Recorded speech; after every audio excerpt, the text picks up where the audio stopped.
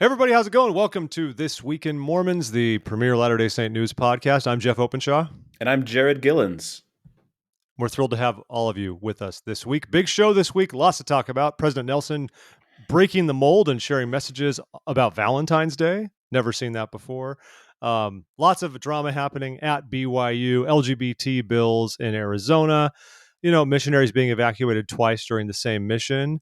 And there's this little matter of one Brad Wilcox that I guess maybe we'll get into. It's Brother Wilcox's terrible, horrible, no good, very bad week, and we'll have plenty to say about that. And of course, last but not least, a new location for Deseret Industries.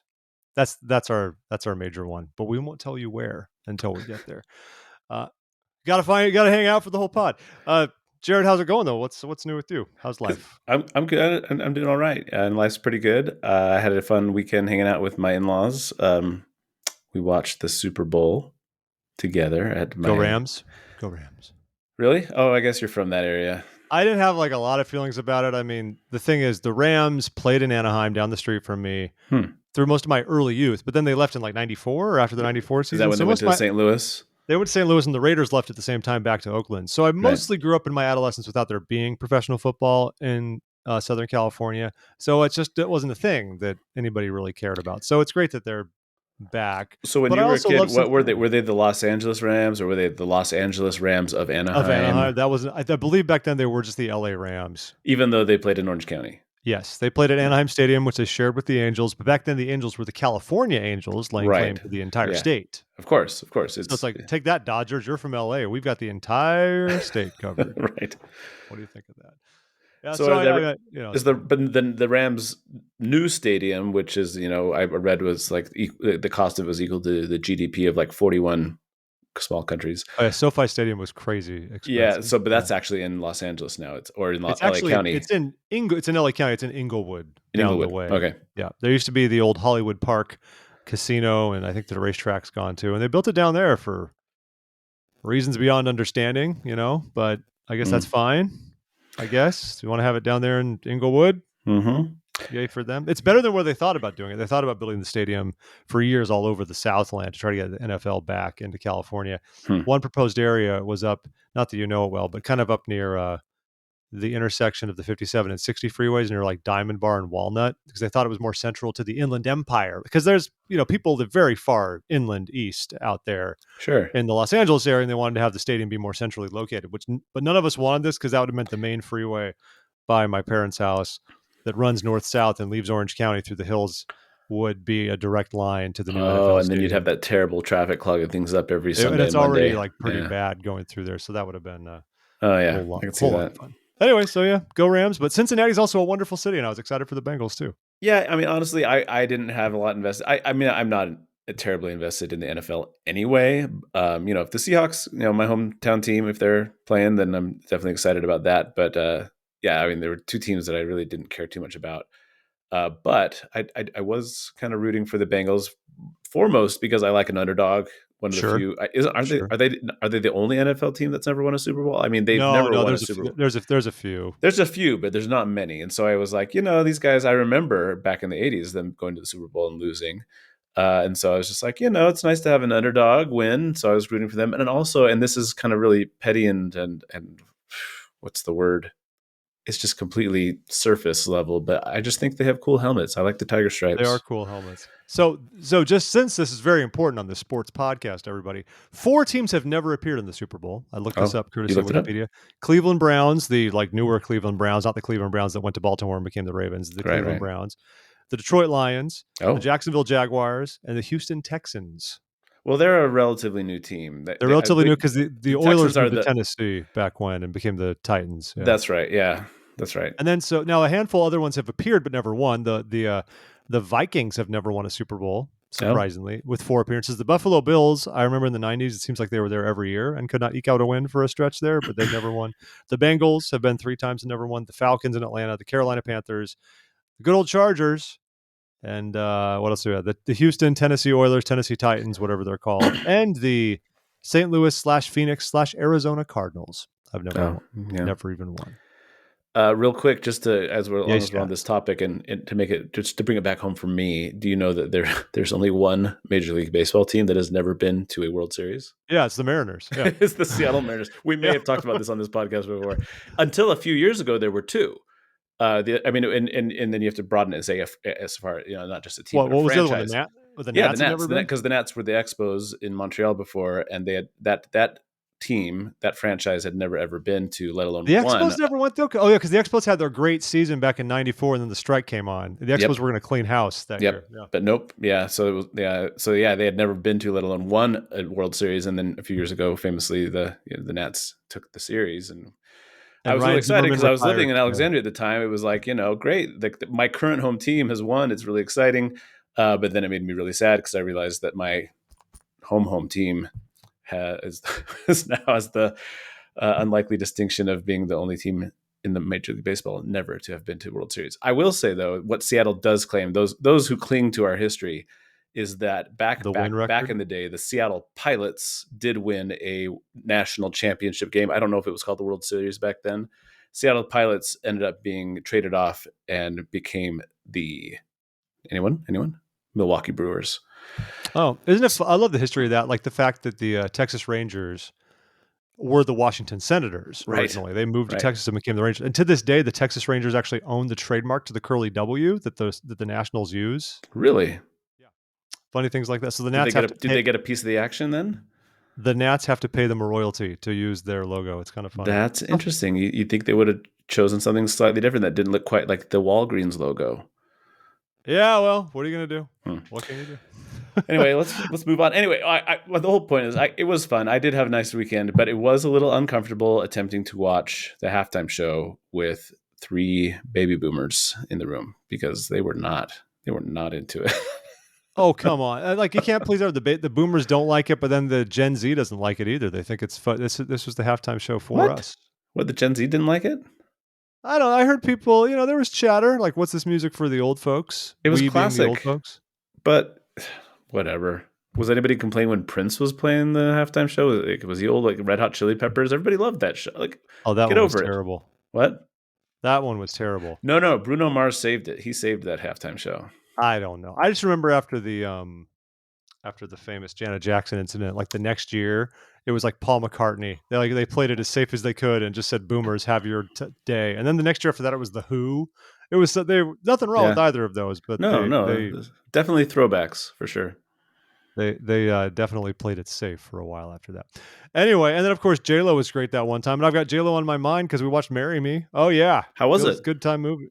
Oh, it was fine. It's I've whatever. heard it was a Fine. decent rom com. Yeah.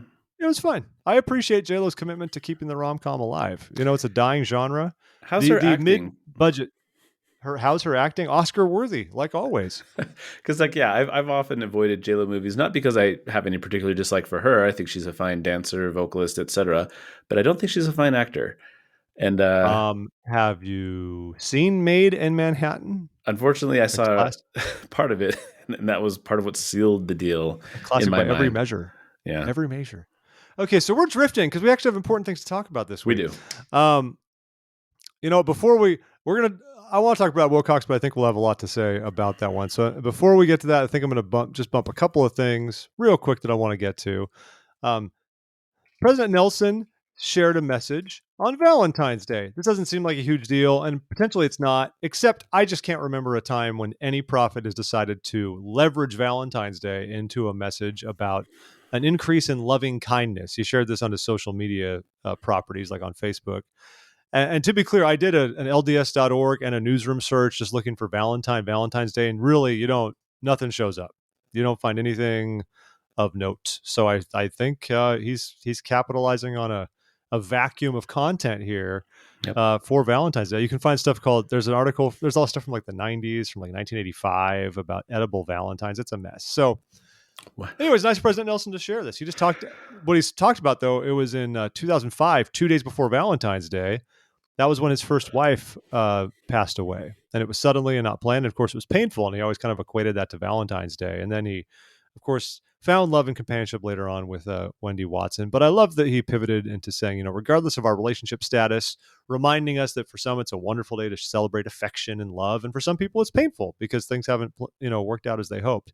But he pivots into reminding us that that we can focus on the Savior Jesus Christ. That as we study the Old Testament, we should look for a word that appears 25 times. Loving kindness And I is liked in the that. Old Testament. Yeah, I thought that was good because, a lot of times with the Old Testament, we get really caught up in like the weirdness or the violence and those things Yeah. are part of the Old Yeah. Testament, and not that we should like downplay them or ignore them. They're all important parts of the scripture. But the idea though that it's false to say that's all the Old Testament is about. There is a strong message about the need for loving kindness and the commandment. The commandment to love your neighbor comes way before Matthew 25 or whenever that scripture is that we quote a lot from Jesus. But yeah, so I liked that idea that that's something we can look for and is relevant in our current scripture study. Yeah, it's a good That was cool. message.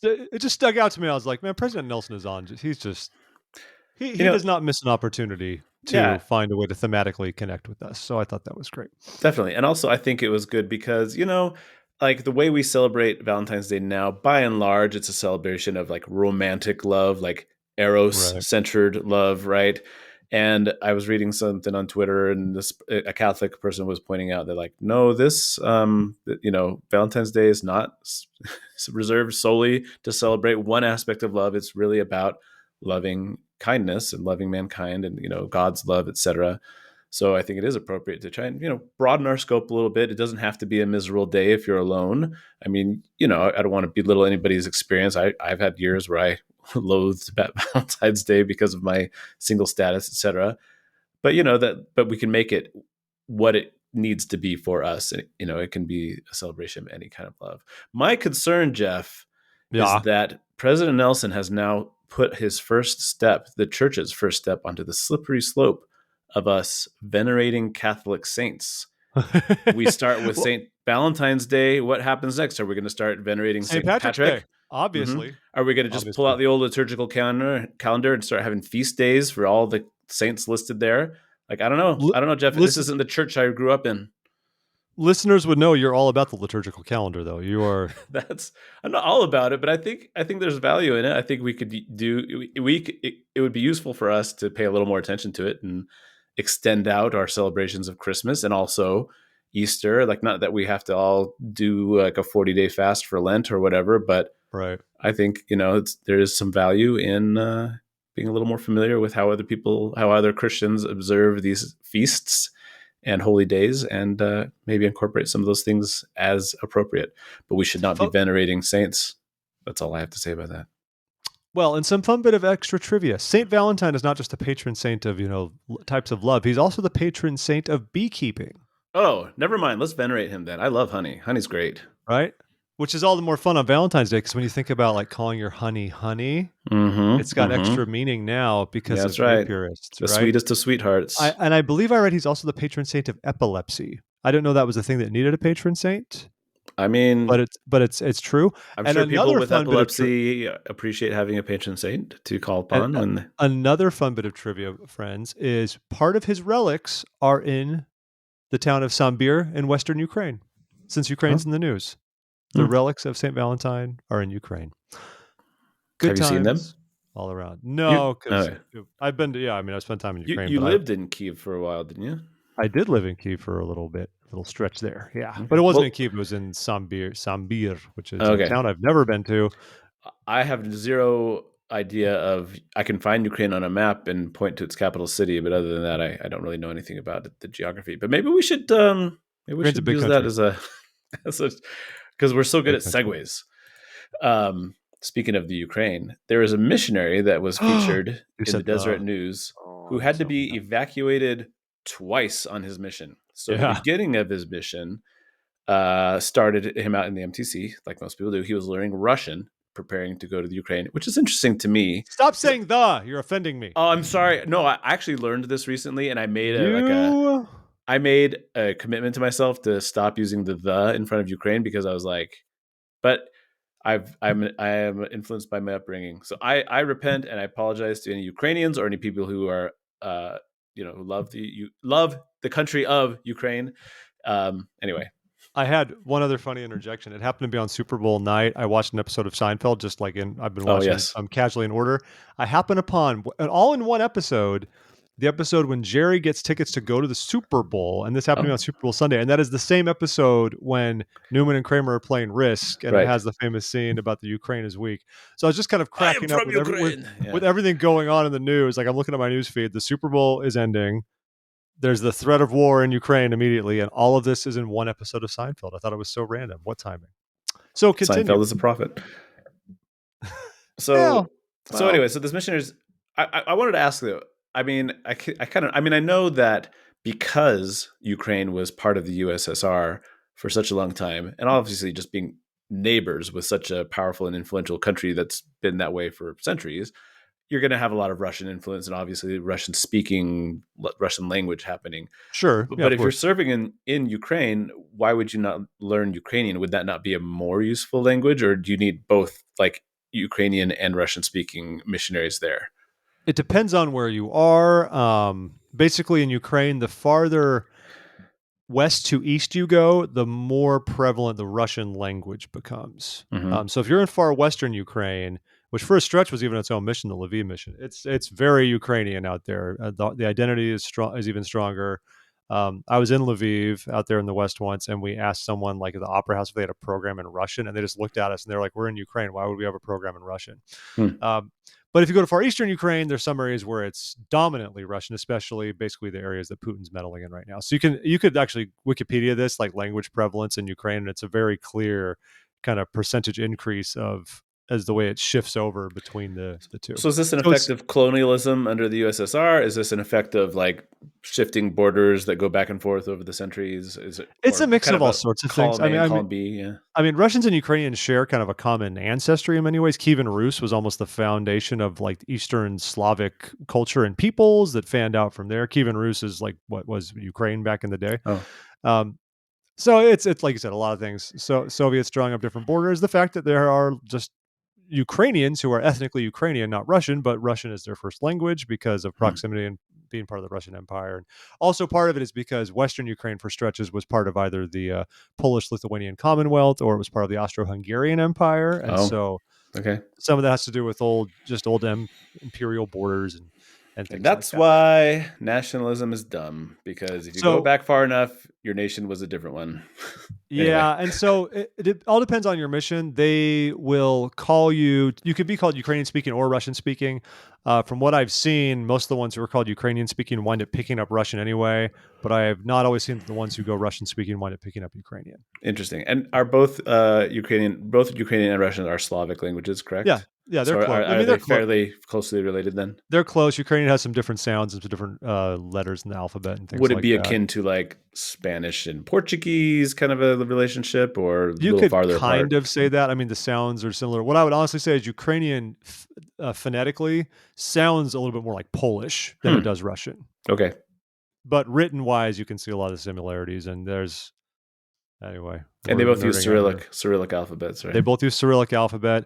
I've wondered if the Ukrainians would get hardcore and their pivot to the West and be like the Turks and say, "Guess what? We're because in Turkey in the Ottoman Empire they used the Arabic alphabet Sure. for centuries."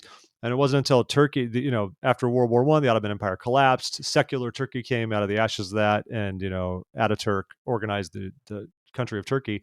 And as part of the process, not outlawed, but they changed the Turkish language from one written with the Arabic alphabet to one written with Latin characters to deliberately pivot to Europe. And some other countries have done that. Uzbekistan did that after the fall of the Soviet Union. They made Oh, the Uzbek language back in Latin characters, and all things happen. It's interesting.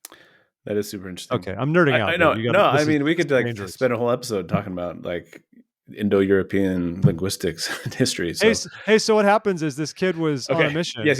Yeah. So he's on a mission. Goes to the MTC. He's learning Russian because he's preparing to go to Ukraine. And then while he's at the MTC, COVID-19. So he had to get, I mean, so evacuation is kind of a strong word, I think, not necessarily the most appropriate word, I but agree. he was sent away from the MTC to, I think he just did home MTC, if I remember correctly, for the remainder of his preparation. And then when he got assigned, he, hang on, he kind of some frustration in the MTC. Yeah. All right. So then, yeah. So what happened? He got assigned to serve in the United States for a while, which is um, be, normal. Yeah. right? Because of with COVID-19 and everything, we weren't sending missionaries abroad. In fact, many of our missionaries that were abroad were brought back home. So he ended up serving for several months, if not like close to a year in the United States.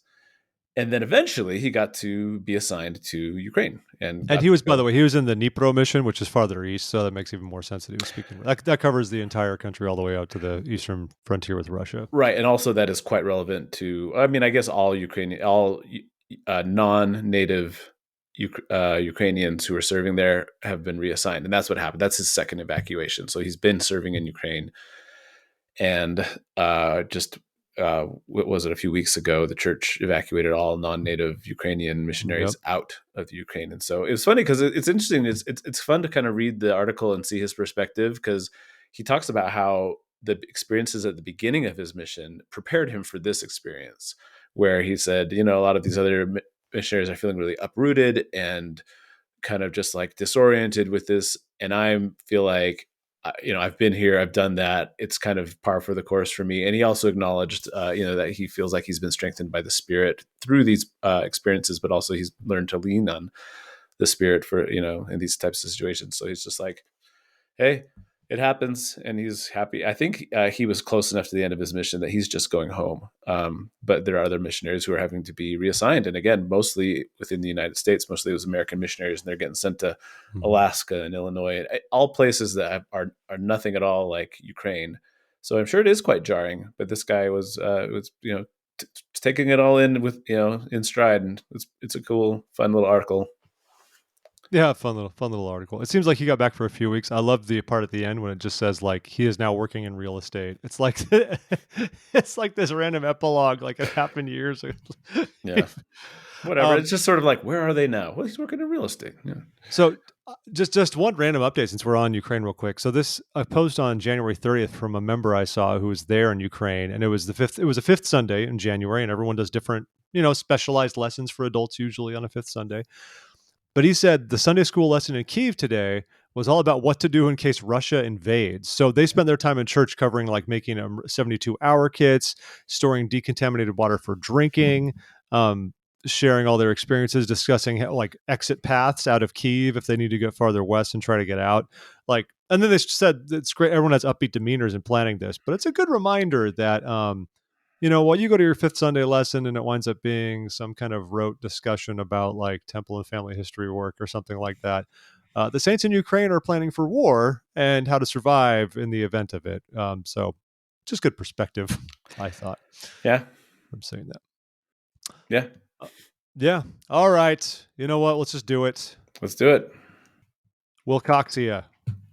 I don't even know where to begin. So obviously, everyone. Last week, folks. By the way, we had a great interview with Tyler Lefevre and Sam Skidmore, two individuals. One is a doctor, and the other one is obtaining his PhD. And they did a study on individuals who have LGBTQ Latter-day Saints who have met with their ecclesiastical leaders and sort of talked about their experiences and what things were good and bad for them, like what resonated well with them.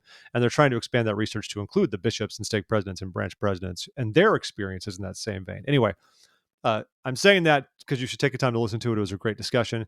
And it's also a reason why we didn't do news last week. And so we might have covered the story last week had that been the case, even though it broke right around the time we usually record.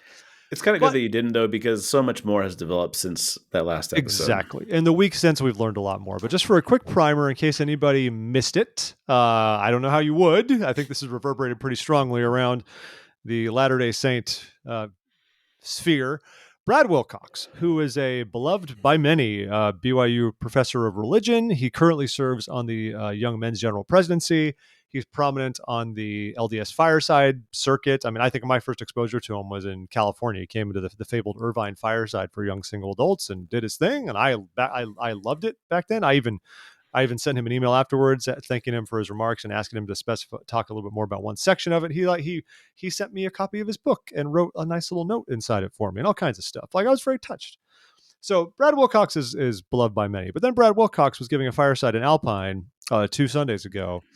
The problem was this fireside was recorded on Zoom, and somebody leaked it out, and Brad Wilcox said what we can charitably describe as insensitive and inappropriate and unfortunate things about blacks and the priesthood, about women in the temple, about those who might consider leaving the church. About people Um, who never were part of our church. yeah, he'd kind of demeaned other religions in many ways. Not kind of. Now, He specifically and emphatically demeaned other religions. So okay, sorry, but so a lot went down. We will, of course, post the audio. I mean, if you haven't seen it already, we could embed it if we need to on the website so you can see the video of him saying this. But basically, he gets up and he's trying, I get the point he's trying to make. He's trying to talk about God's timing and things, more or less. And he says, like, well, what about, let's talk about blacks in the priesthood. What about he says the blacks, which is even terrible. He says, and the priesthood. He's like, oh, Brigham Young's a jerk. The members are racist. And then he says, maybe we're asking the wrong question. It says, what about why no one had the priesthood until 1829? And it's toned like this. And it's it's troubling, Jared. I don't know. There's a lot to unpack. I don't need to like yeah. recite the So entire thing. yeah, But we don't have to give all the details, but yeah. So there was that part about diminishing the and part of the problem here that the larger problem is especially as this began is that he's taking people's sincere questions and doubts or just issues that they have with church history or church doctrine, church practice, mhm, etc., and he's being very dismissive about them. And so yeah, there yeah, was very much a tone that he took on with this whole like this you people worrying about the blacks in the priesthood. And then he did the same thing with women in the priesthood. He did this similar thing with just in, like you said, in general, with people who are on their way out of the church, who have left the church. It almost came across as a threat to the youth in the audience you that will if they lose left the church, everything. you will Yeah, lose everything. And the way he said it, I mean, he takes, if you've listened to Brad Wilcox, he has a very particular way of inflecting and intoning and speaking. And there are times when he wants to like communicate something very seriously, his tone kind of drops and he gets into a little bit of a sure. whisper. And that's what he took on when he said, you will lose everything. And so it's like, yeah, so there was a lot of problems that people found and encountered and walked away with upon viewing this talk that was recorded. But the main thing that people seemed to latch on, especially in the beginning, was this idea of the blacks, right, and the priesthood, and how Yeah, dismissive he was, and how he turned it from a problem of like, why was there this policy? And let's be clear, this wasn't just for our sakes of discussion and for clarity. We often use the term priesthood ban, and I've seen it pointed out, and I think this is an important thing to clarify. A priesthood ban makes it sound like black men were discriminated against, and that's true. But this was also an exclusive policy / doctrine that applied to women in the temple, men and women in the temple. So this is not a priesthood ban. This is a priesthood and temple exclusion for all black members of the church who have African descent. Anyway, and that's one that jumped out at me because he spends a lot of his remarks when he pivots over into women and the priesthood. There's this remark he makes. He basically says, I'm paraphrasing, but he says like, if a man wants to go to perform ordinances in the temple, they've got to be set apart. They got to do this whole thing. He says women, you just waltz right in there. and And, he and did use he's the term waltz right in when and referring to he's the he's temple. he's trying to set this up with the idea of sort of building upon what Elder Oaks or President Oaks gave a number of years ago. You're talking about how women also exercise priesthood power, but there's a distinction between those who are ordained to the priesthood or have priesthood keys. That can be a complicated discussion, but once again, he's kind of flippant about it, and it's weird because he's like simultaneously trying to downplay the importance of priesthood ordination, but Yeah. then at the same time, as if to make it sound like so the women can waltz right in, but then you have to be quickly reminded, like you said, if priesthood ordination is not important for the temple, then why couldn't black women go in the first place? Which has nothing to do with priesthood ordination, as you said, and that's a gaping hole in the logic Right. right And it's there. also, and Just it's not about even, it is, so we, yeah, yeah. So it was, across the board, black people, and officially it was black people who traced their lineage through Africa. So I guess like darker skinned Maori peoples or, like Aboriginal people in Australia didn't apply to them. I don't know. well, kind of, and the reason it got so messy as time went on is because primarily you had people of mixed race descent in South Africa and in Brazil, and it Right. became and the church is like, we can't be in the business of trying to like police people's DNA just to see Right. if they can have a temple recommend, right? And so Exactly. yeah. Right. So Um, anyway, so yeah, so he's okay. So the point, yeah. So we're talking about this, this very important and big thing, and it's interesting too because in it also he's talking about it, this issue of the the priesthood and temple exclusion, as if it's a big question and we just don't know the answer. And he's giving this whole like, well, maybe it's because Brigham was a jerk, or maybe it's because they were racist, and he says we don't really know. But here's another question, and he tries to reframe it in a way that makes poor mainstream white people the victims because they were had to not have the priesthood for 1,800 years or whatever. But the other thing that's the problem here mhm. is that, I mean, we know pretty well why we had priesthood and temple exclusion policy and doctrine. Brigham Young was not shy about explaining it. And so it's like, why are we pretending this is a mystery that we can flippantly make up, excuses for, or flippantly dismiss as we try to churn the Mhm. the conversation on its head in the way that he tried to. And it's like, well, no, I mean, we do know why. And yes, it was wrong. Like the doctrine that Brother Brigham espoused and explained for why he instituted this policy is incorrect and disavowed by the church. And also, the explanations that he gives are rooted in racist ideas that cast all people of Black African descent in a certain way, or of a certain descent, or of a certain character. And so, I don't know, it's just interesting because again, he's being very dismissive, and I think a lot of the criticism comes because it's a type of misdirection away Mhm. from truth, away from facts that may not be comfortable or may not be easy to like wrap our heads and hearts around and to really accept as part of the history of our doctrine. But Well, we it's don't. We don't accept it. I mean, I think. right, exactly. Sorry, I But don't I mean. mean, you do have, I but think you do it's have to accept it as a reality. Like this is yes, something that's part yes. of our heritage. It's part of something that what used to be taught and used to be believed. But apparently, and then that's the next problem is that the used to be is what we should be saying. But the way he's teaching these ideas, it's almost as if he still believes those things that have been disavowed, and he never explicitly said he did, but that's the Yeah. implication that's coming through. And so, I mean, I saw some people I've seen, of course, because online you're going to see all sorts of takes. And some people are saying like, oh, you're reading too much into it. It's not that big a deal. Hey, you didn't mean it that way. But the problem is that like so many people currently do and will continue to struggle with this doctrine and with this policy. And so whether or not he intended to, like the way he addressed it was flippant enough and dismissive enough that whatever his intentions were, it came across as hurtful and it came across as ignorant, really. It And came so, across as privileged, comfortable white men from the Intermountain West who don't think any better. right, Even if they, I don't think he has any malice. I don't. exactly. And It let's, speaks to institutional, structural, cultural issues that we have as a faith yeah, community that we need to have the courage to address. and let's give credit And, where credit is due. And we've got links that we've as in our prep, and we'll have these links if they haven't already been posted to Twim's feed and on the website, they will be. right. But he has apologized twice now. He gave one What? apology Oh, the day uh, after this thing leaked, the day after the fire. I mean, the day it leaked, and it was the day after the fireside. He got pretty quick onto that apology platform, and I got to say, and people, of course, as they're going to do, several people found fault with the apology, and that's going to happen. The apology came across more as like the way I said things was hurtful, and I'd never intended that.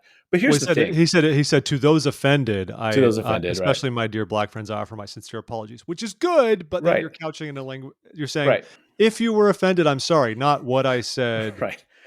But He he does also say did his. recognize some fault of his own. He did, and And so credit to him I for want to that. say For, like yeah. that takes guts, especially to do it so quickly and to do it in the way he did, and he did it via Facebook post, but still it reached a lot of people. And I got to give him credit for that, to say he recognized that, he could have very easily said, hey, I didn't do anything wrong. You guys are making a big deal of it. Or he could have just ignored it. Right. But he did get on social media and issue an apology. And I have to admire him for that.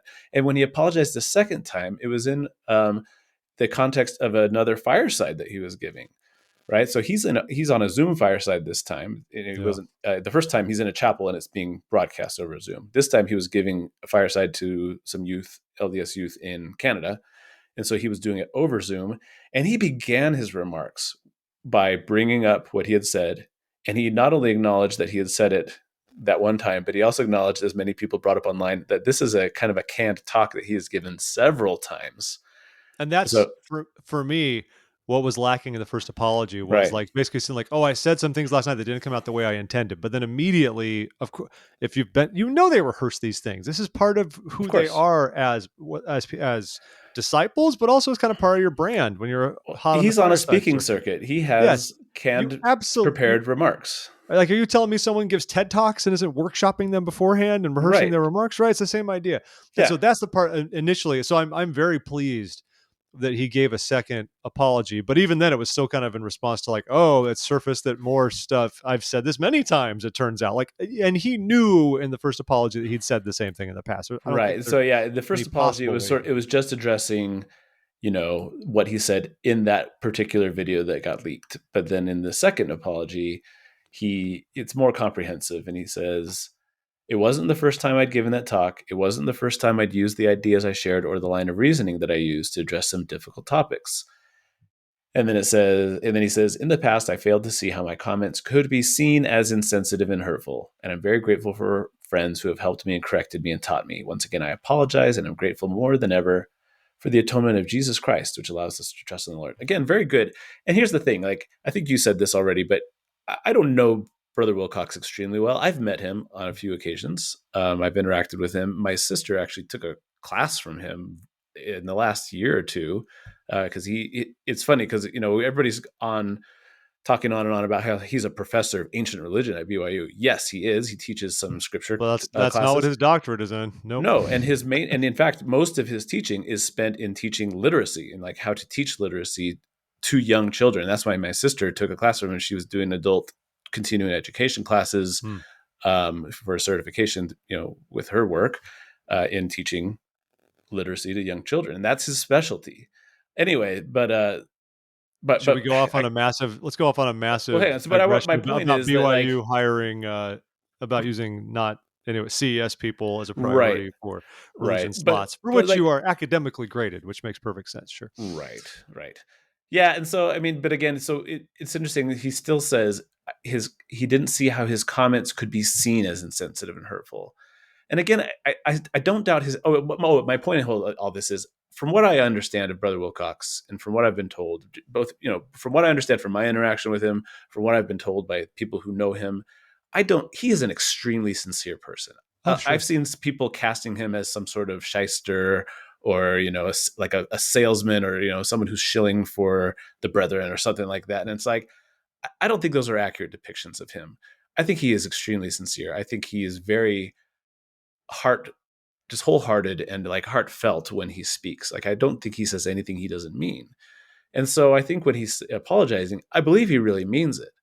But the problem remains. And so again, so please, nobody take this as me criticizing his apology or saying I don't accept his apology or that it wasn't good enough. It's good enough. But the problem remains, and is evident in the way he couched his apology, Yeah. that it's not, I mean, he doesn't understand that it's not just that his comments were seen as insensitive and hurtful. His comments were insensitive and hurtful.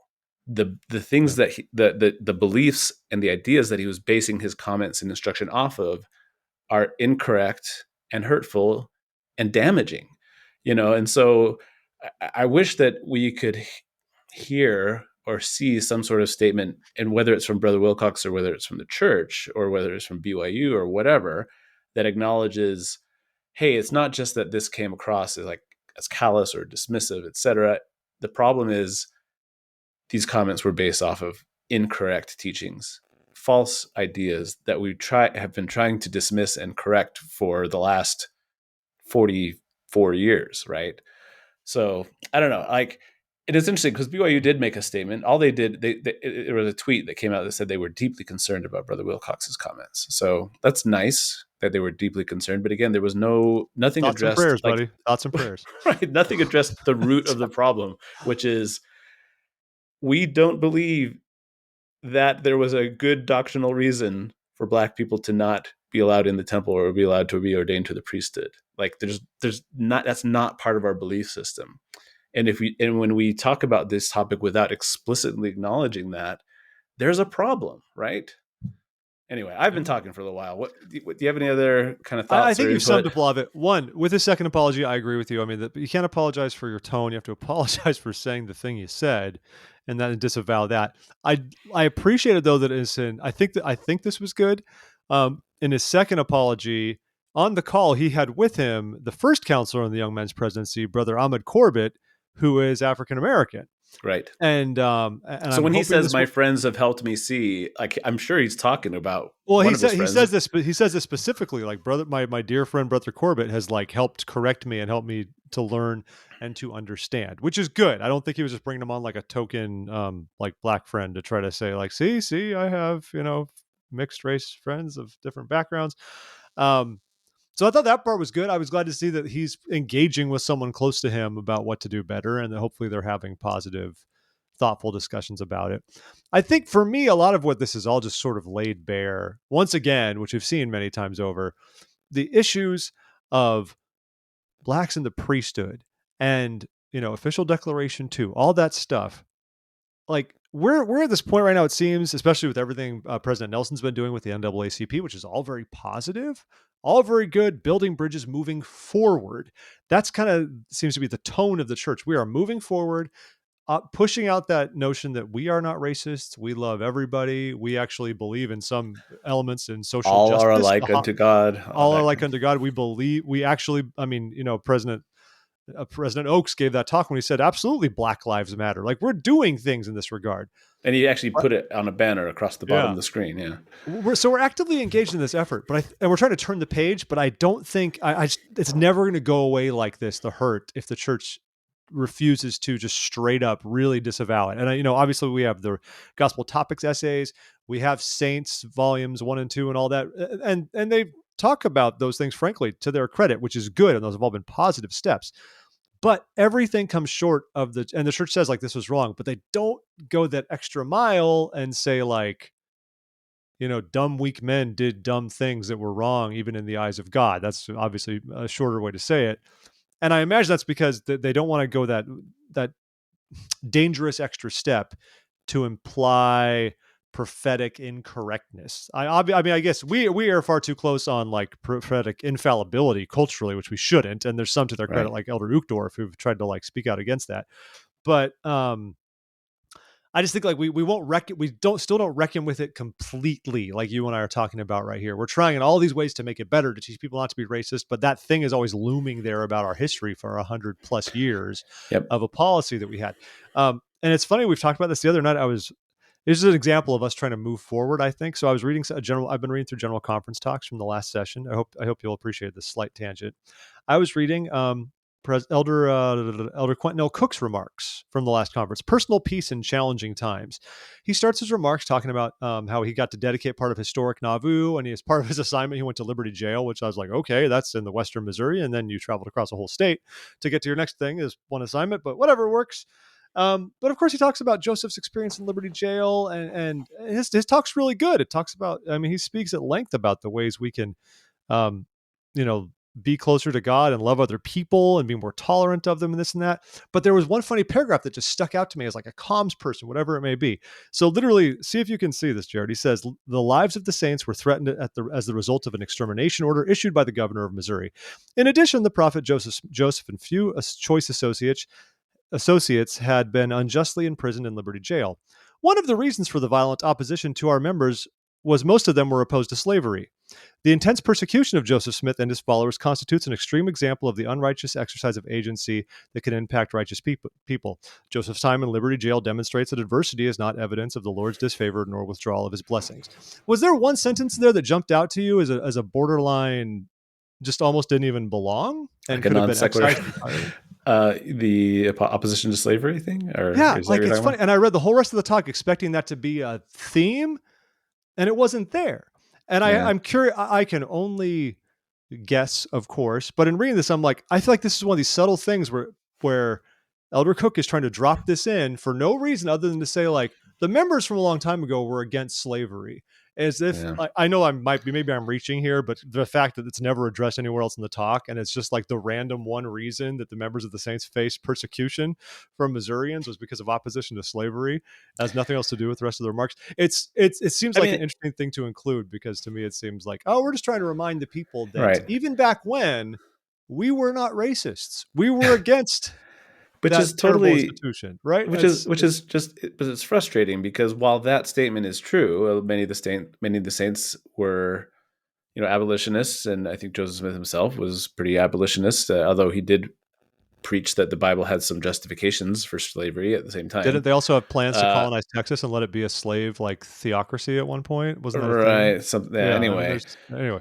at the same time, fast forward a decade or so to Utah, and we have Brigham Young not only using the Bible to justify slavery, but basically being the key and instrumental person in making Utah into a slaveholding territory. Slavery was legal in Utah, and at one point, an enslaved person, was paid as tithing and was used by the church until they did emancipate him like 3 years after receiving him as a tithe. But I mean, yes, the early saints, many of them were opposed to slavery, and that brought on persecution from some of the Missourians. But also, as part of our church history, there's pro-slavery stuff and there's racist. I mean, this was just interesting because like you said, I agree. I love what the church is doing to move forward. I think moving forward is an imperative. I think it's important. Like Yeah, we have to, yeah, like, moving forward. It's progress. The definition of progress is moving forward. But I don't think it's possible, like you said, to move forward without reckoning with and acknowledging, and even I would use the word repenting of our past. And I don't think this is a radical idea. Like the Lord himself in the Doctrine and Covenants calls on the church to repent. It says the church, he calls the members of the church and the church itself to be under condemnation. And one of the reasons why he says they're under condemnation is because they've neglected the new covenant, even the Book of Mormon. And he says that they will remain under condemnation until they repent and start mhm, using the Book of Mormon. And then he names a couple other things. But there is precedent in Latter-day Revelation for the church to be guilty of a sin collectively, and also for the church collectively to be called on to repent and make right what the Lord is calling them out on. And so I don't know. I would love to see more work done to reconcile our past and to acknowledge it very frankly and to correct the errors of thinking that persist, yeah. and to do that as a means of repentance that will help us to move forward in the way that we all want to, and that especially we can see President Nelson wants us to. But yeah, I just don't think you can have one without the other. No. So before we move off of this, what, if any, action do you think should happen regarding Brother Wilcox? Like, there are some, obviously, there are the Calvin Burks who believe he should be released and fired from everything and let it all go. Honestly, I am partially of the opinion. His remarks about women made me uncomfortable enough that, like, I don't know, my boys aren't teenagers yet, but I'm like BYU is its own thing, right? Like, BYU is going to do what it wants. But at the church level, part of me is like, yeah, I don't know how much I could sustain him as a member of the young men's general presidency, who is charged with teaching the young men how to righteously wield the priesthood to which they are ordained based on some of the things he has Yeah, said. And that might be a bit of a leap, but like I would not be opposed if people were like, no, Brother Wilcox, you should not be in this calling anymore. I also don't think people employed by BYU or CES should be in general church callings. I think that just winds up muddying the waters in a weird way. But there's a bit of a conflict there, isn't there? I mean, it yeah, creates a conflict. I just don't think that's the best idea. Yeah, I mean, It's like when your bishop is a politician. It's like this kind of thing. Like, what do you? It right. just makes it. It's just No, nuts. and that's a hard question because honestly, you and I, we are not qualified, nor are we in a position to, make decisions like this. Sure. But Okay. I hear what you're saying. I don't have children, but I had that thought. It was like if I did have teenage kids and they wanted to watch a fireside by Brad Wilcox or go to a FSY or Education Week or something like that and listen to him, I'm at a point now. I mean, and I grew up. I grew up. We bought his cassette tapes with his talks.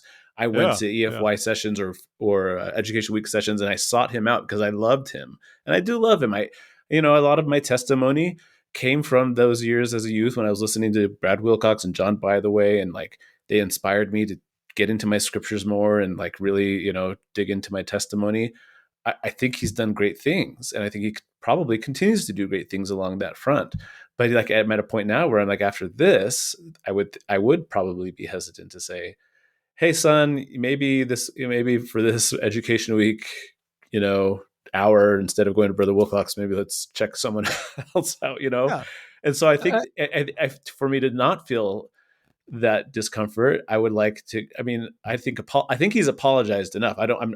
I'm not calling for more apologies, but I would like to hear him speak out and correct himself, and mhm. like moving forward. I like what he did with this Zoom fireside, where he started out acknowledging, and of course it turned into an apology. And again, I don't want another apology, but I think if he could continue to acknowledge, hey, this is something that I've taught or has been taught in the past, here's a better way to understand this, or here's why we can even say we don't understand it, or whatever. Like, to be more frank and forward with correcting things and making sure that he's teaching clear and correct doctrine and moving away from this. That to me, I'm not going to call for his release. I'm not going to call for him Yeah, we're to not going to be agitate. fired from his job or whatever. I, But I with do I do with you.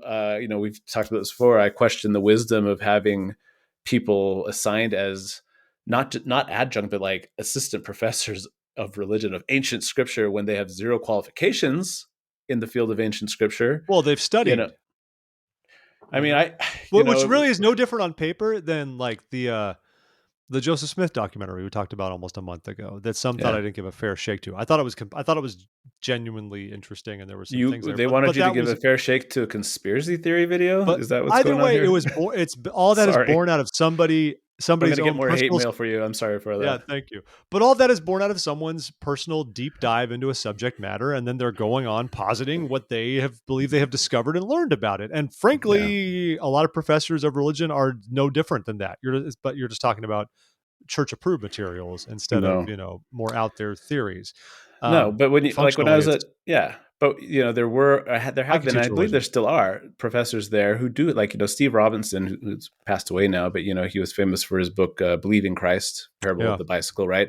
But he was yeah. a professor of ancient religion. He had a PhD from Duke's Divinity School, and in which he had done his dissertation on topics in the New Testament, and I think in something about epistles of Paul. I can't remember specifically, but the fact is, the guy was qualified scholastically, etc., to teach ancient scripture. I took a New Testament class from him. Michael D. Rhodes, the guy had a background in Egyptology, and in studying that ancient hieroglyphics and culture, etc., etc., etc. And I took a Pearl of Great Price class from him. Like, oh my gosh, this guy who was uniquely qualified to talk about the Abrahamic scrolls and the papyrus, etc.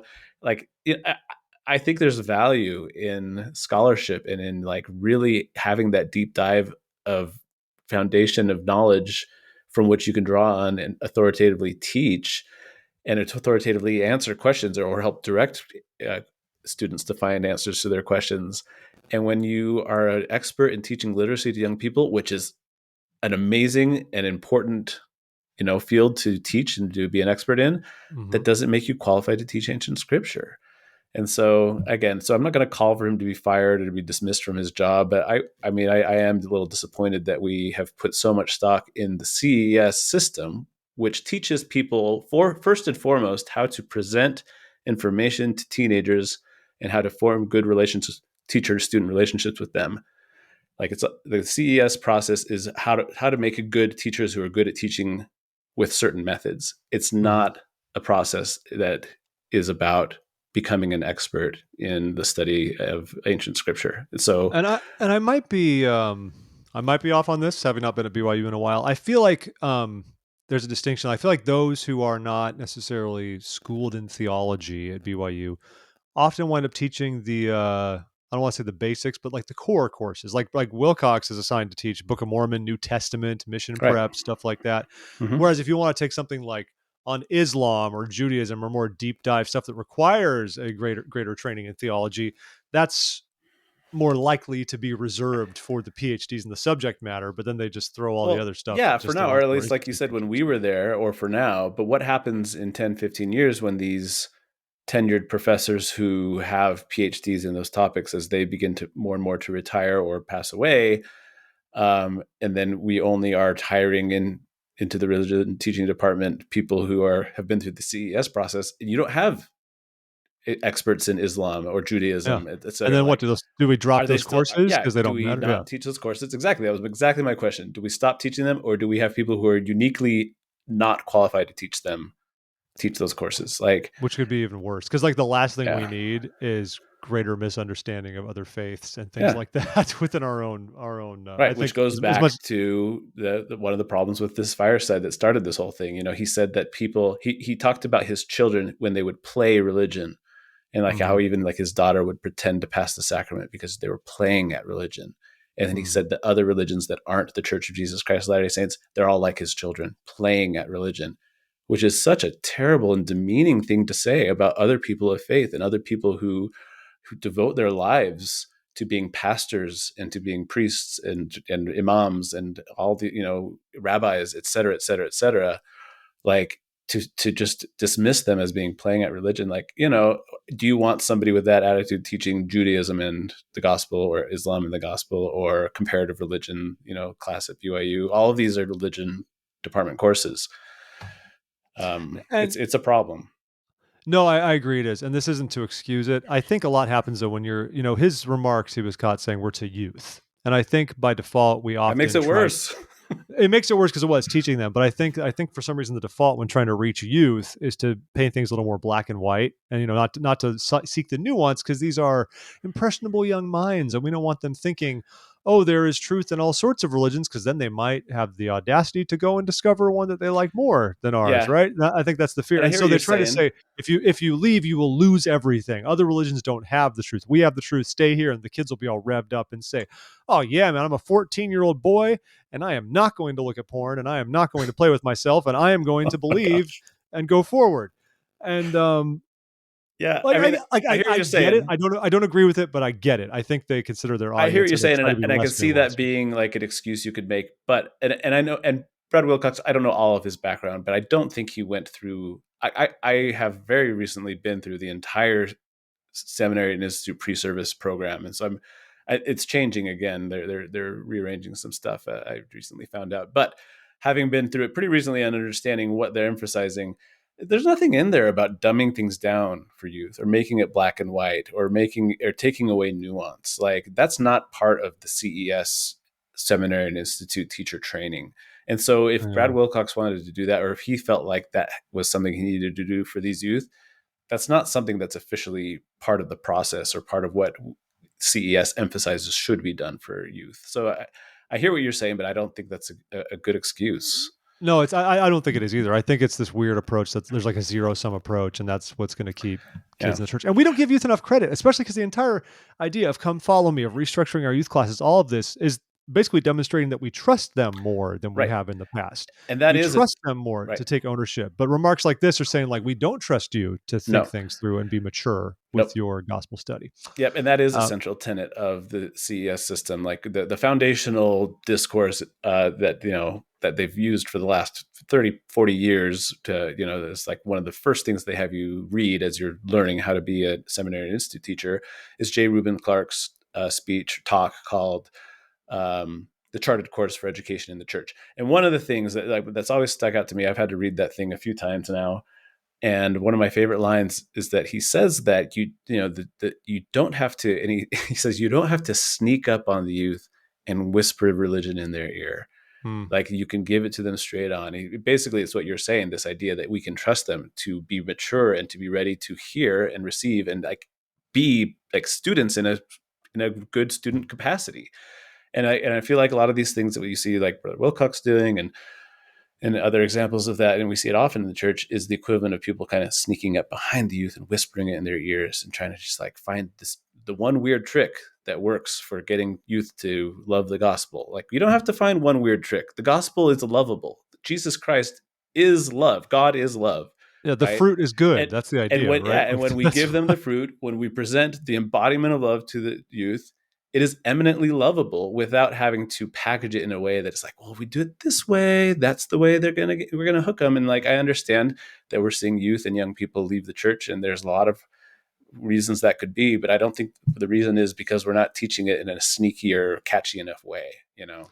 Yeah. So So I think what we've established here is youth are leaving the church because of Brad Wilcox. no, That's what that's we've. not what we said either. I I think want to that's what say, we. I know you're trying to transition. I do want to say one more No, thing, you're good. It's okay. because we spent a lot of time speaking about Brother Wilcox himself, and of course we spent a significant amount of time speaking about the issue of race and the temple and priesthood.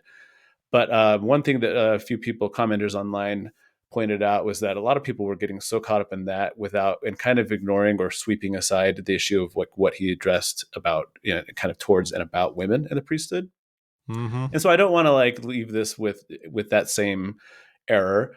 And again, we can't get entirely into it, but I think one thing that was good, and you linked us to an article in the Exponent 2 on their website, and I thought they brought up some really good points. So one of the points that I think is a good takeaway is, again, so Brother Wilcox, his remarks were trying to say that, like, basically he's doing the old pedestal trick, right? That like, oh, the reason why women don't need the priesthood is because Mm-hmm. they must have brought something with them from the pre-existence that made them so much better than men, that men have to get the priesthood because we're catching up and the women are already awesome and they can waltz into the temple, as you said, right? Yes. And there's so many problems with that. That, pedestalization is a form of sexism. It's a form of misogyny, and it's not okay. And it's usually a way to sweep under the rug some sort of abuse or neglect, and instead say, oh no, we're not abusing, neglecting. Look how amazing you are. You're so much better than us. You are continued to be restricted from voting. And so But not, hey, Utah, first in the nation. right. Come And we on. talked Come about on. that. I encourage everybody to go back and read Nyland McBain's book, And Pioneering the Vote, or listen to listen to our our interview with her. our Yeah. interview with her, because we talked about these issues.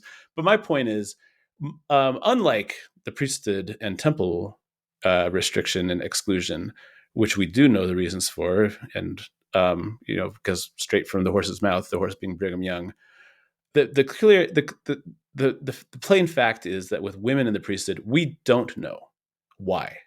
And we can come up with all sorts of reasons why, but there's never been an explicit statement from God, from Jesus Christ in the New Testament, from any of his latter-day representatives. This is the reason why men are ordained to the priesthood and women are not. The only clear statements we have are from people like President Oaks, who gave that great talk a few years ago, but he didn't say why women don't have the priesthood. He talked about everything they can do with priesthood authority, et cetera, et cetera, et cetera. But all he said is God has dictated that men are ordained and women are not. And there's not a reason why. And so we do women a disservice, and we do ourselves a disservice when we come up with excuses like Brother Wilcox did and try to make up a reason. The Yeah. fact is, we don't have a reason why women are not ordained to the priesthood. And so let's not try to pretend like we get it, or like that there's, that we can explain God's work for him, or alternatively explain the leadership's decisions, on their behalf, because we just don't have that answer. And that's what I wanted to say about that.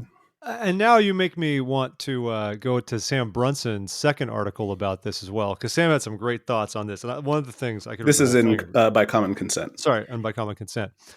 Talking about women being ordained, and one they often say, like you said, is that women are inherently more righteous than men and don't need it. Is a reason they put out there. But God's given us different gifts. We're different people.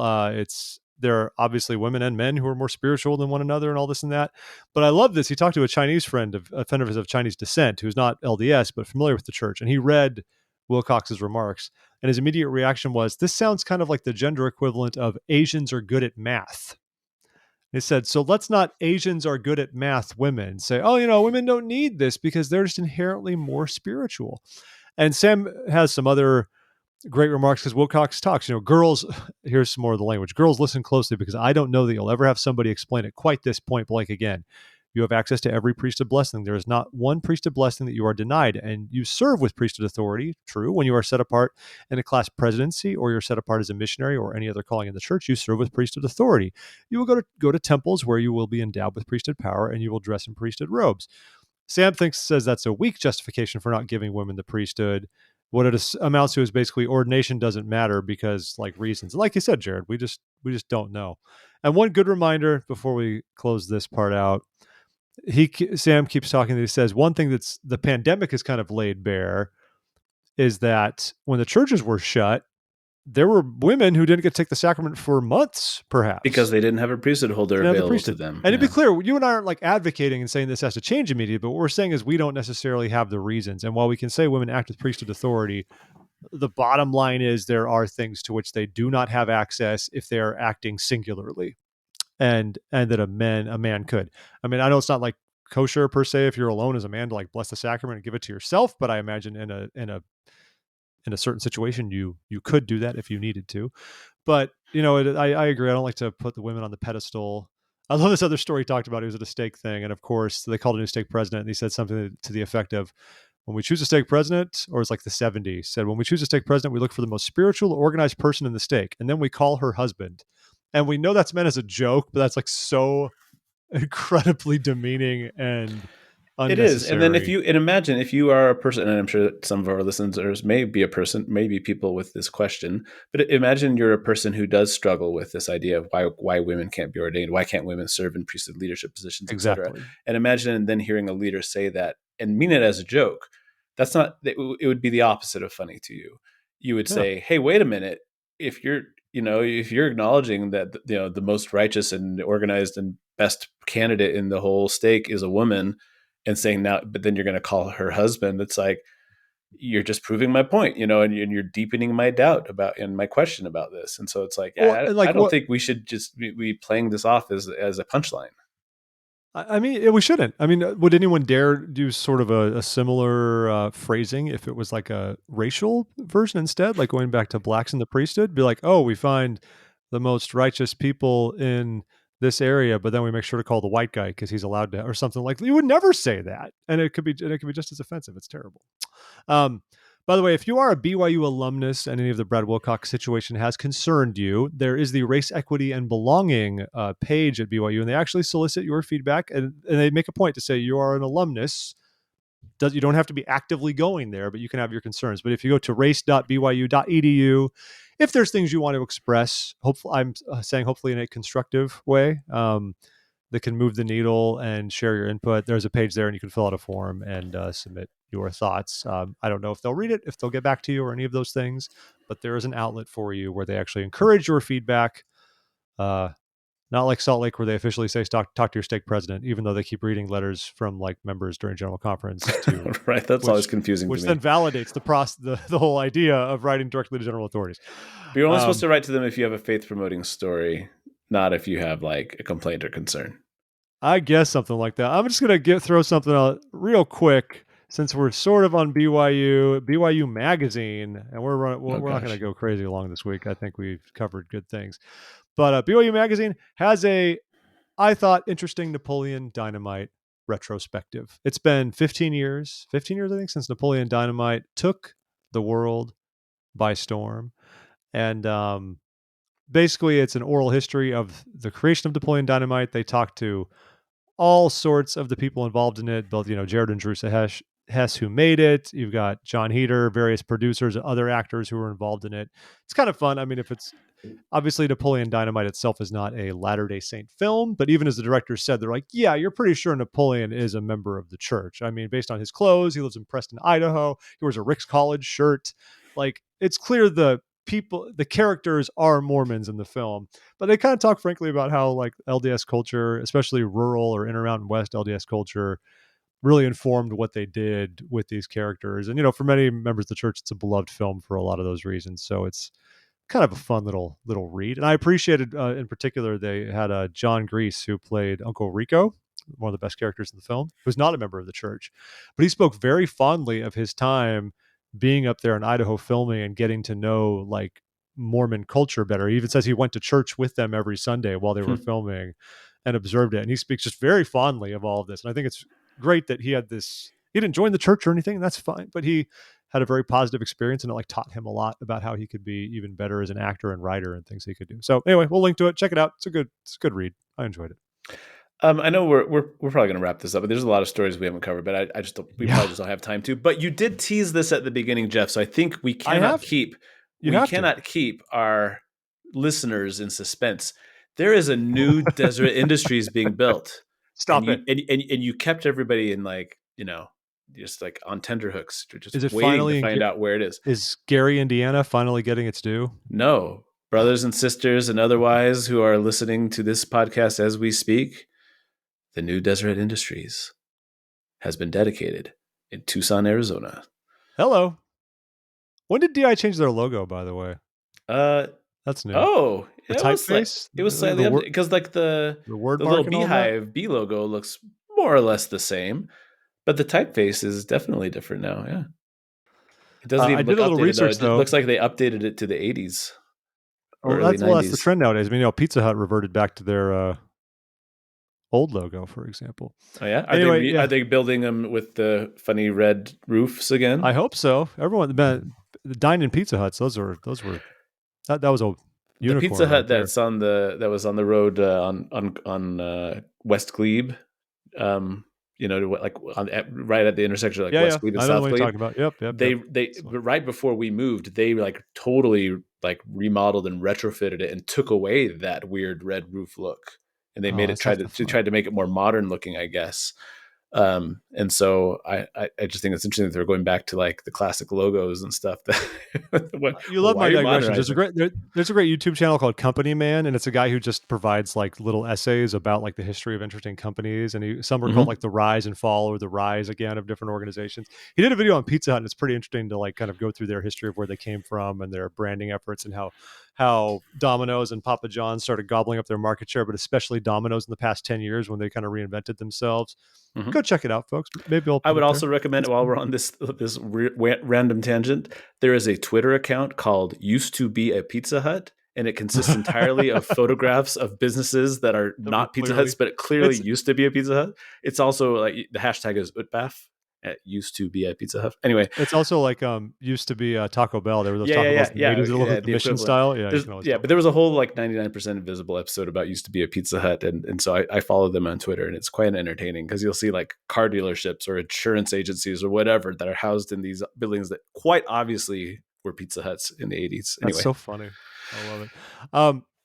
Good. One thing about the DI, I was curious about where DIs are located because I mean Tucson, like okay, that's only the fourth one in Arizona, hmm. but the other ones are up in the Phoenix area.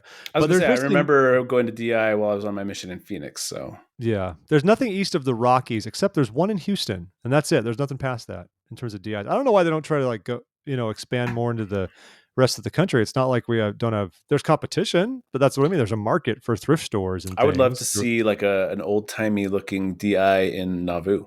You know, That would put be it put it fun. put it next to I'd love the to. old Browning rifle shop. Have a Deseret Industries thrift store. Well, what I love about DI compared, I mean, a lot of thrift stores are based on with charitable organizations and do good things, but DI focuses a lot on vocational training on trying to help people, not their employees, actually develop skills and get up on their feet. Yep. Oftentimes through difficult circumstances. It's not strictly just a thrift store for money. Like there's a mission there, and so I think it's good, and I think we should have more of them. One other quick thing I want to bring up. Do you remember 6 months ago when they told us they were getting rid of the priesthood and women's sessions in General Conference? I do. Oh, Jared, I think you got gobbledygook on me. Oh, I said I There you do. go. I do remember There that. you go. And we were all like, well, that's kind of curious. What are they going to do instead? And they just did another general session. And I think the consensus from everyone, this is purely anecdotal, everyone come to feel like that was kind of a lot in terms of general sessions. Well, for whatever reason, and they'll never tell us why, the church has announced with the upcoming April General Conference, will once again have a women's session. They did not say if October will have a priesthood session. We don't know yet. But they will have the women's session, the same thing as before, ages 8 and up, 12 and up. Actually, I forgot which one they said. They've moved around a little bit about the age that should attend the women's session. But even though before the exact language about why they got rid of the sessions was because where was it? It was pretty funny because they said where did I write that? Basically, they said because all sessions of General Conference are now available to anyone who desires to watch or listen. They just got rid of a specialized session in terms of what kind of content's offered, and apparently they're changing their mind on that. So there will be a women's session in You're April. right, but as you point out in the TWIM article, I think did you write the TWIM article? Right, this I one. sure did, Yeah. Jared. Okay. As you pointed out, I don't. Why is that an excuse? Like, just because It's not. It's everyone not. can watch it, does that mean we can't have specialized content that everybody can That very watch? notion would Like, mean would mean all of YouTube should be the same thing on every channel. Like it's like, well, what, since everybody you can know? watch General Conference, we shouldn't be specifically talking about the Church of Jesus Christ of Latter-day Saints and the Gospel of Jesus Christ. We should be talking about every topic in the world. It shouldn't be specialized. Like, I mean, it's just, yeah, I mean, I'm obviously taking it to the absurd extreme, but Yeah, it's weird. Yeah, yeah, it was weird rationale yeah, in the first place. I have to no, imagine they got feedback, whether it was solicited or not, no, or yeah. maybe I never saw if any surveys went out about it, but they To probably did. me, And the excuse, I mean, it's not quite the same, but it felt along the same lines of quality as like, we don't sell caffeine on BYU campus because there isn't a demand for it. That it feels yeah, like one of those yeah, explanations where it's sort of yeah, like, I know you think that's an explanation, but I don't think it, it is. So I don't know. yeah. That's Yeah, fair. but who knows? It's a mystery, and we'll never know the answer. But women's session is back, and who knows? Like you said, I don't think they made it clear whether or not it will be ongoing. They didn't make it clear whether or not we would be having a priesthood session in October. One thing that's interesting is if we do that, for the last several years where we had a priesthood session one conference and a women's session the other conference, priesthood session was always in April. And I always thought that was on purpose. I mean, I probably read too Oh, much into it, but I was never thought like, of it. Yeah. restoration of the gospel, restoration of the priesthood is in the spring, priesthood sessions in the spring. I mean, again, I'm Hey, probably we reading. barely even know when the Melchizedek priesthood was restored. I So read there was a really good a really good Ensign article a few years ago where they narrowed it down pretty well based on like just contextual evidence, and yes, they yes, yes. narrowed it down to like a 2 week period. Anyway, it's probably And late spring, Willard early Richards summer. murdered Joseph Smith. Sure. All these, Yes, all yes. these. One other It's curious thing, conspiracy.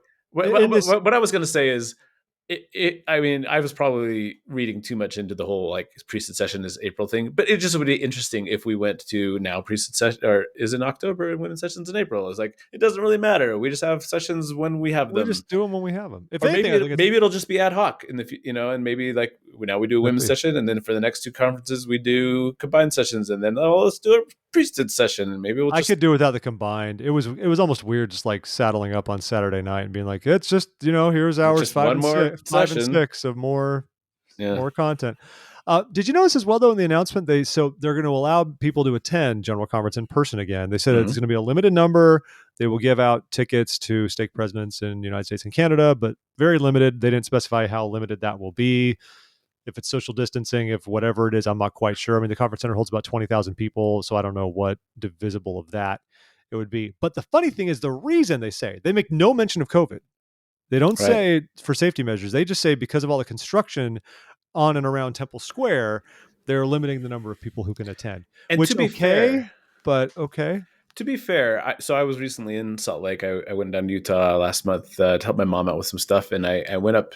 My cousin works in the church office building, and I met up with him for lunch. And so I went and I parked underneath. He doesn't work at the church office building. He currently works in the Joseph Smith Memorial Building. Whatever, it's all on the same block. Yeah. Anyway, so I parked underneath the Joseph Smith Memorial Building, but as I was driving up, I looked over at Temple Square, and it was unrecognizable to me. Like Oh the yeah. tabernacle's there, and the assembly hall is there, and then you could just see clear through over to the conference center. Everything else is just completely razed to the ground and flattened, and everything is just in disarray and under construction. So it's not an excuse to have a limited, because I'm sure parking is limited. I'm sure mobility, like the ability to physically walk from one place to And I another think that's the big one. Like on between and around sessions, Temple Square yeah. has been severely limited. So like, that's, I mean, it is a viable excuse, but yeah, but like I said, it's interesting that on top of that, they kind of ignored and forgot to mention that, oh yeah, and there's still a global pandemic that's raging throughout the world, I suppose. especially in Utah and Idaho. I So suppose. yeah, Um, I know we've run long. We had a handful of interesting BYU stories, but we don't have time you for know all of what? them. Cover military, or maybe let's hold a special session, Jeff. We'll make this week a twofer. I'm game if you are. Stop it, Jared. Stop it. You sure you don't want to talk about even the one that you put up there? Okay, we don't have to. It's No, fine. I just don't think I want to, but I don't think we have the time to give it. We're at an Like, hour and 20, so yeah, yeah. like if we were going to talk about, and that one also, I think like ties directly into like three other stories that are pending as well, and so I don't want to like just brush it off and say here's what happened and we're not going to talk about it. I feel like all of those stories deserve some attention. So if All you can right. fit them in next week, do. If not, I'm up for a special episode whenever you want to, Jeff. The special session, just more of we need to do this more like Joe Rogan, man, where we just go on for like 3 hours and don't I don't care. want to do anything more like Joe Rogan, Are you Jeff. sure? unless I get to star in a sitcom with Stephen Root, then I would like to be more like Joe Rogan. Yeah, it's I love funny to Stephen think Root. about his Stephen Root's great. News radio, what a classic. What a strange little program that was. I love it. It's so good. Anyway, Strange little program. Anyway, folks, speaking of Joe Rogan, though, I said it last week, he uses Spotify, and so do we. You can leave us at least a star review on there if you're a Spotify listener, but leave us a review on Apple Podcasts or wherever you get your podcasts. Please become a supporter on Patreon, patreon.com/thisweekinmormons, and be part of the team that makes Twin possible. You find folks over there so charitable, so giving, so kind, so loving. And we really appreciate it. So thanks for taking the time to tune in, everybody. Jared, thanks for being here, man. It's good to see you. I'm glad to be here. Appreciate the discussion. So until we meet again, everybody, this has been another edition of This Week in Mormons. We'll talk to you soon. Take care. Have a good week. Bye-bye.